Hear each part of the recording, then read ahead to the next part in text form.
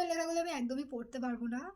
আমি লিখেছিলাম একজন আমাকে first happy new year wish করেছিল তার ব্যাপারে, আমি একজনকে উইশ করেছিলাম তার ব্যাপারে, আলাদা আলাদা লোক। হ্যাঁ,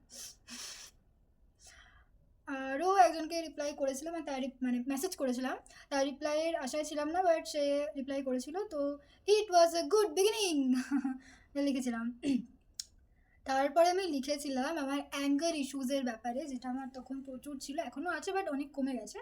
তো লিখেছিলাম যে রাগ খুব বাড়ছে, hope I will control my self, try তো করি, তারপর কি দেখা যাবে। And yes yes, after 2 years আমি বলতে পারি যে কমে গেছে অ্যাঙ্গার ইস্যুস ভাই, অনেক।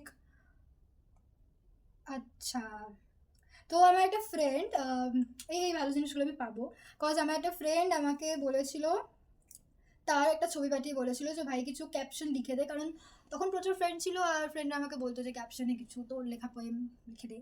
তো আমি লিখতাম, ছবি পাঠিয়েছিল। তো ছবিটা হোপফুলি লেখাটা দেখে তো মনে হচ্ছে যে ছবিটা এরকম ছিল যে কোনো সানসেটে ও ছবিটা তুলেছিল। ছবিটা ছিল হচ্ছে, মধ্য গগনের সূর্য তখন তোমার মলিন ছায়া, তোমার মতোই আকাশে তখন ভীষণ আবেগ আর মায়া। তো এটা 2023-এর ফার্স্ট লেখা ছিল।